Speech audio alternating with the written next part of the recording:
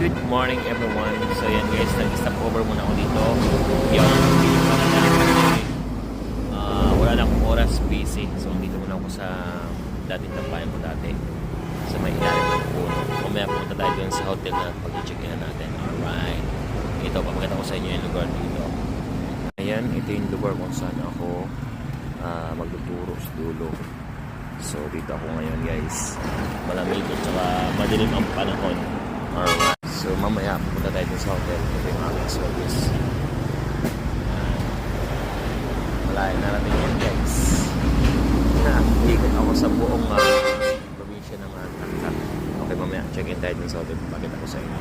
See you there. Alright. So pahinga muna ako saglit kasi kapagod mag-drive. Okay. So ayun guys, papunta na dun sa hotel na pag-check-in ko kasi yun yung mas malapit sa school. So magyala ako ng konti, tapos diligo lang ako, and then doon na yung hotel na pag-check-in ko para mamaya pagpasok ko ng alas 2, mabilis ako makakita sa school. Okay, let's go. So yan guys, eto na tayo, papunta na tayo dun sa hotel natin pag-check-in kasi mumura doon, 100,000 doong 3 hours na. Okay, see you there. So yun guys, malapit na tayo doon. Ayan, dito ng mga banmi at naglilinis ko ng highway o doon na sila maglinis doon guys. Ayan, malapit na tayo doon sa hotel na pupunta natin.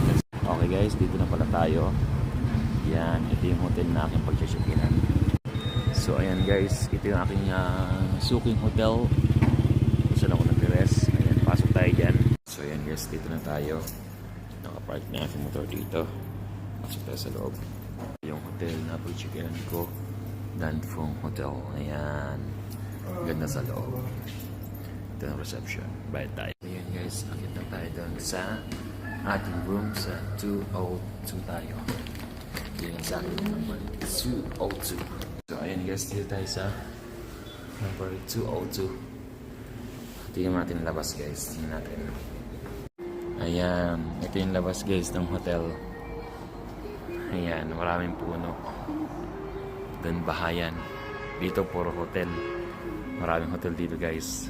Sa probinsya. Okay, pasok na tayo sa room. Inawag ko muna kayo. 201, 202 tayo guys. Ito na. Ang dilim mo guys. 1, 2, 3, go. Oh, yan. Dito tayo ngayon guys. Okay. Sarado natin yan. Lagyan natin yung ating nalaglag pa. Number 202 tayo. Yes. Sarado ang pinto.